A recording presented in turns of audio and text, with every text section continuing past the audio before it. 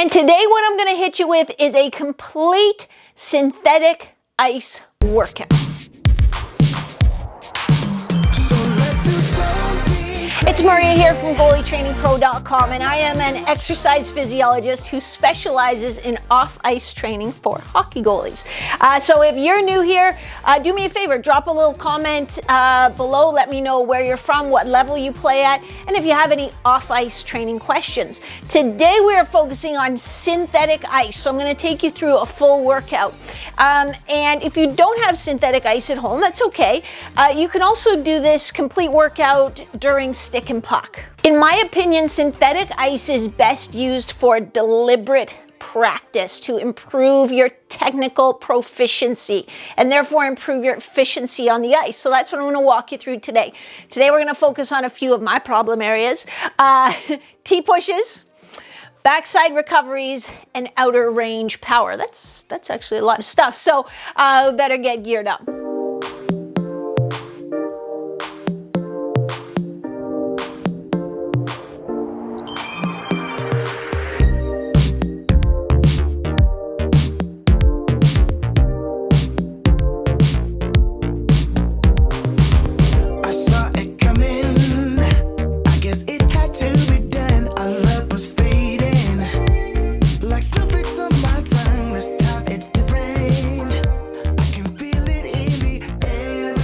Now, before I get started with the workout, I'm going to tell you, because I know you're going to ask, that these are the Can Ice skating tiles.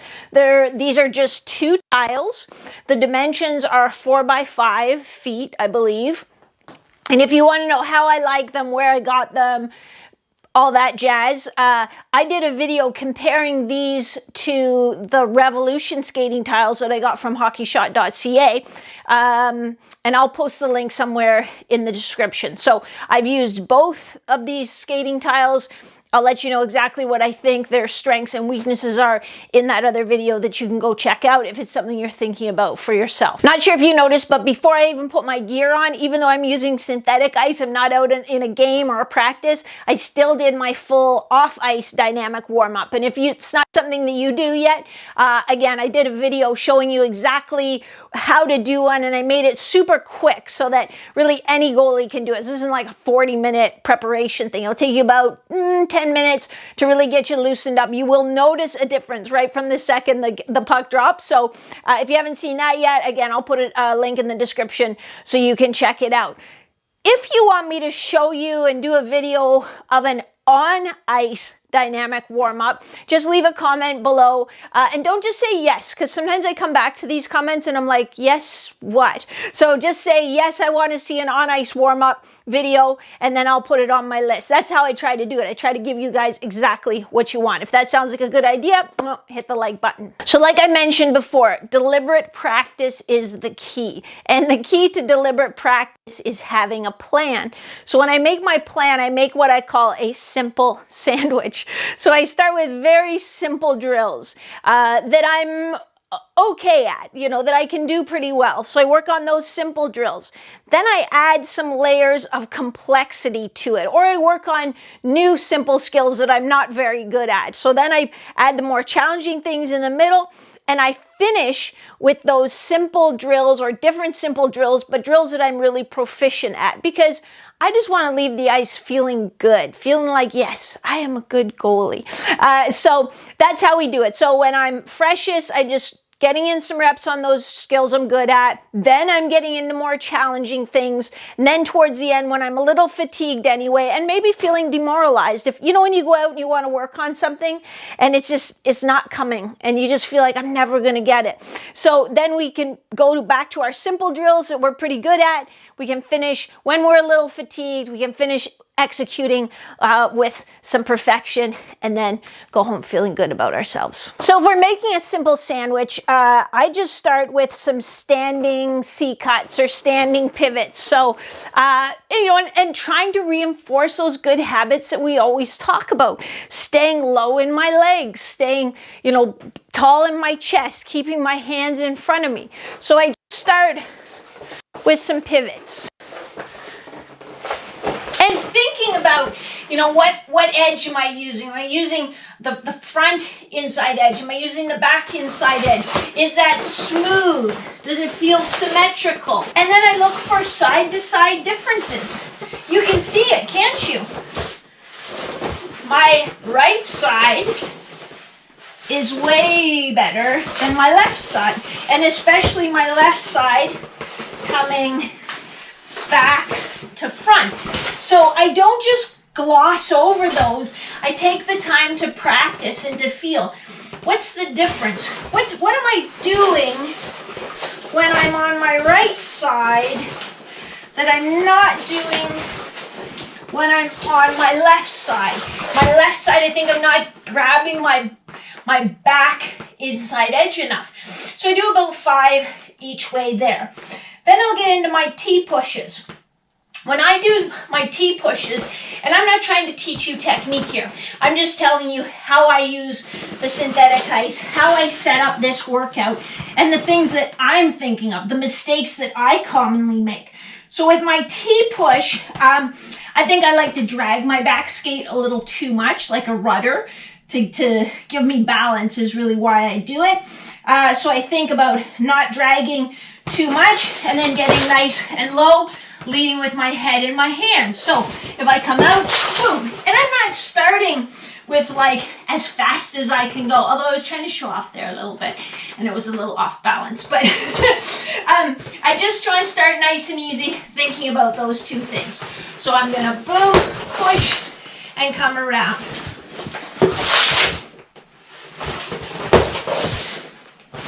Again, I listen to the sound. Tell me what side I'm stronger on. In my T-push, I'm stronger going to my left. You can hear it. So I get working on that. Same thing. Okay, what am I doing when I go to my left that I'm not doing to my right? You know what? It also helps a little bit that my basement is on a bit of a slope. So I think going to my left is a little bit downhill, and that helps me generate some power there too. So I'll do 5 in each direction that way. And after I do my 5, I'll take a little rest, and then I'll do 5 more. Then I'll come into my butterfly, and I'm gonna just work on getting those butterfly pivots or butterfly kind of C-cuts. So just here, trying to pivot myself around. And again, feeling what's going on. What feels smooth? Where do I get better power? Really trying to learn, trying to practice a skill, not just check off the boxes. Okay, I did those. So I'll do about 3 each way. I really don't want to get fatigued as I do this because I want to be keeping good form or be able to regroup with my form. So I do about 3 each way, then I take a rest, then I do 3 each way, and I'll do 3 sets of 3 each way. So those are some of the simple sandwich things. The butterfly C-cuts are a little bit more advanced. But now we're getting into something that I struggle with more, which is backside recoveries. So I'm just in my butterfly. I'm not going into my butterfly. That doesn't help me execute this. I'm not trying to add wear and tear. But I'm gonna start in my butterfly. I'm gonna think about getting that pivot, recovering my leg, and then pushing right away. Because I've made a video about this before, how I like to, and you might do it too, and without even realizing it, I like to sort of stand up first and then push. Even though it doesn't feel like that's what I'm doing, when you watch a video, it's like, yep, that's what you're doing. So I'll take it a little slow again because I want to practice. So boom, boom, boom. And then into a little T-push. Then I'll come back. I'll get back down in my butterfly, not smashing into my butterfly. I'm going to pivot, boom, boom, recover. I still think I'm standing up a little too much. So this time I'm going to focus on staying lower in my legs throughout the whole movement. So rotate, boom, boom. I like that better. It's not perfect, but it's better. Again, I want to keep the volume low. So I'll do about 3 this way, little rest, about 3 that way, a little rest, and I'll do 2 to 3 sets like that. If I get to a point where just my technique, I can't do it, like even though I'm really concentrating, I'm taking my time, my technique just isn't there, then I'll stop and move on to the next thing. Because if I'm consciously trying to do it right and I just can't get it, that means probably I'm like that neural pathway is fatigued, and it's just, I'm not going to get quality practice on that movement anymore. So I'm going to move on to the next thing. So now we're getting towards the middle of our sandwich. Things are getting more and more complex. This is going to be a backside recovery to our skates, and then a T-push back over here. So let's see how that goes.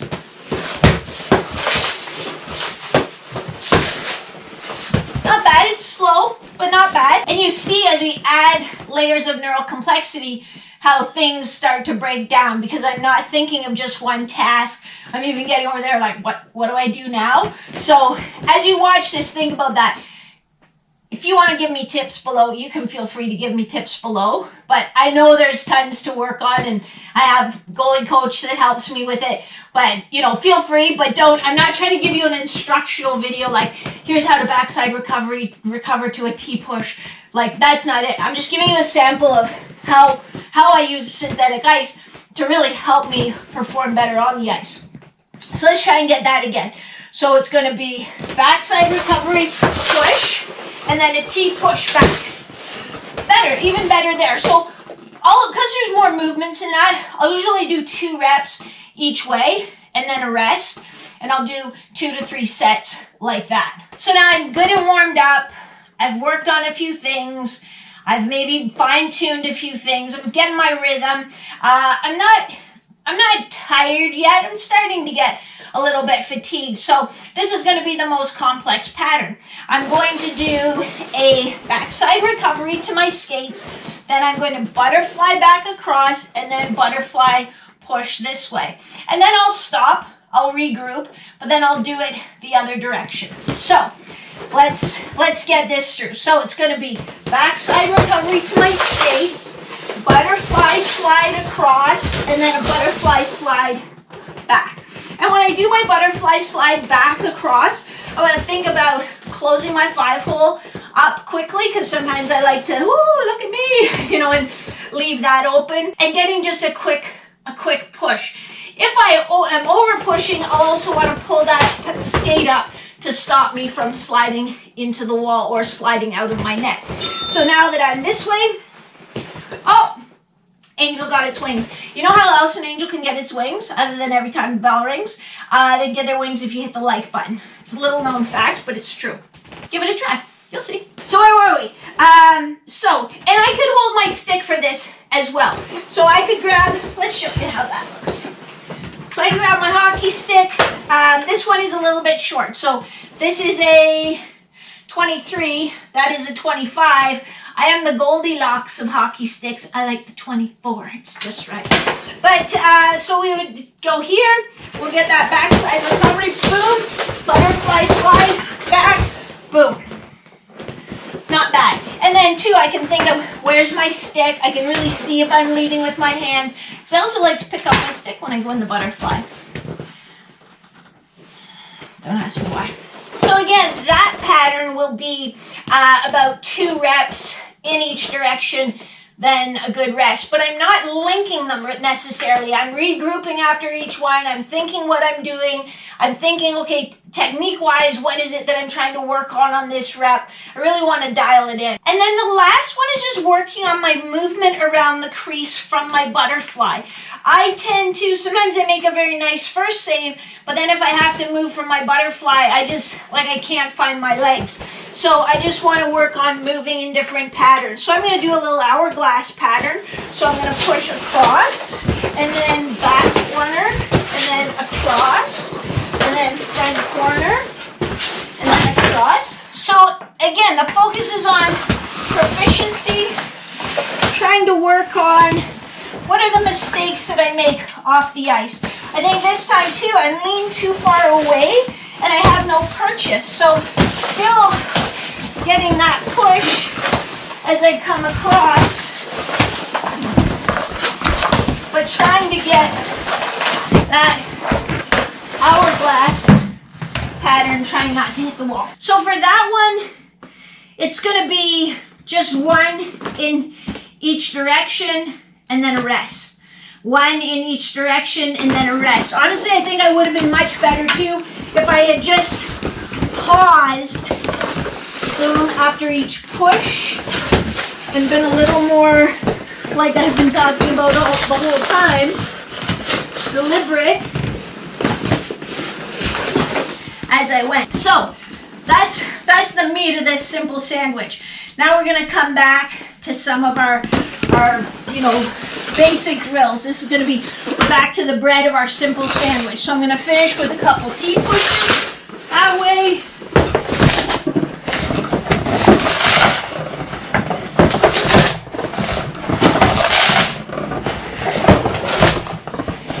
About 2 each way. Then I'm going to just come back to my pivots.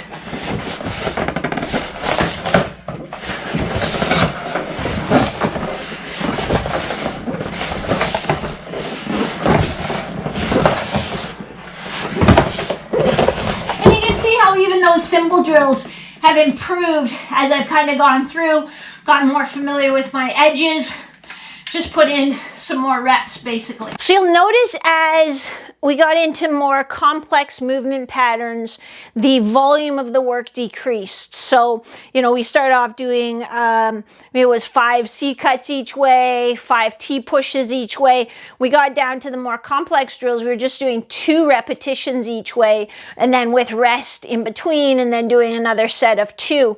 And the rest might get a little bit longer as well. I use a heart rate monitor, so I just watch until my heart rate recovers into the green zone. And then I know that it's time for me to go again, that's the right amount of rest for me. If you're interested, if you want me to make a video on how I use heart rate monitors in off-ice training from both myself and the goalies that I work with, just again, leave a comment below and say, yes, heart rate monitor video. And then I'll know that that's your jam, and I'll put it on my list and I'll make it for you. Now, I also have to tell you, I cut my teeth as a strength and conditioning coach, and I developed my whole philosophy of training while I worked as the exercise specialist at the Fowler Kennedy Sport Medicine Clinic at Western University. So, and there the key was helping athletes get back to sport from their injuries, help them get back better than ever, so that they almost looked at that injury as a blessing in disguise. So I'm hardwired to always be looking out for you and trying to reduce your risk of injury. I think there are some inherent risks of synthetic ice. The first inherent risk is that you love being a goalie so much. You wish you could be on the ice 5 hours a day. You really, really do. And you really would if you had this in your basement. You would spend too much time, too much wear and tear, like a baseball pitcher sitting in their basement throwing 400 pitches a day. It's too much. Also, the friction is different than the friction on the ice. You can see even, especially in that hourglass drill, it doesn't slide the same as ice. There is more friction. Well, does that increased friction add more torque to the hip? Intuitively, you would think, yeah, probably it does. So there may be a bigger cost to your hips working on synthetic ice than there is on regular ice, because there's a greater coefficient of friction. So keep that in mind and be sensible. That's why, I still think it's a good tool, especially for something like this, working on technical movements, being deliberate, not, so when I did that, started with backside recoveries, I wasn't smashing into my butterfly. I was like, hey, I'm working on backside recovery. I'm just going to go in, down on my knees, get in my butterfly, and then practice coming up with it. So I do think it has value.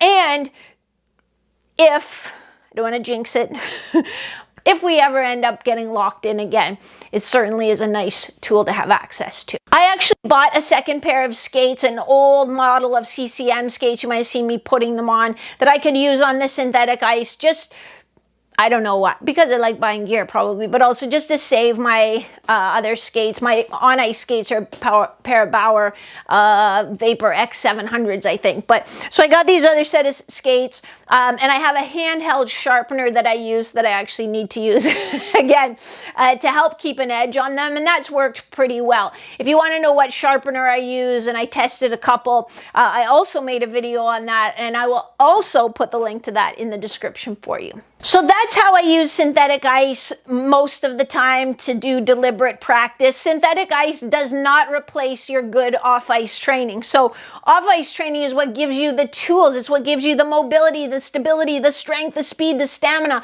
so that you can then execute on the synthetic ice or on real ice even better. So you still have to do your off-ice training. If you're just like, that was a lot, there was like mobility and speed and stamina and all other stuff, I don't even know where to start. A great place to start. I did a whole 10 video series called The 10 Secret Habits of Pro Goalies.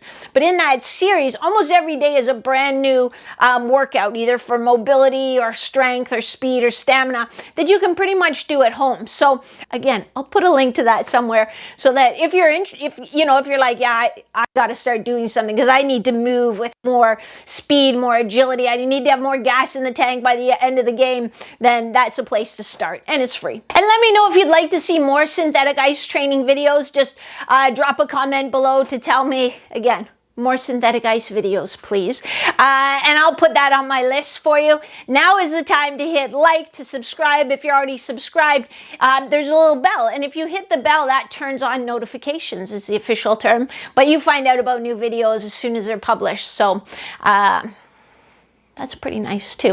Otherwise, I will see you next time. This is Maria from GoalieTrainingPro.com.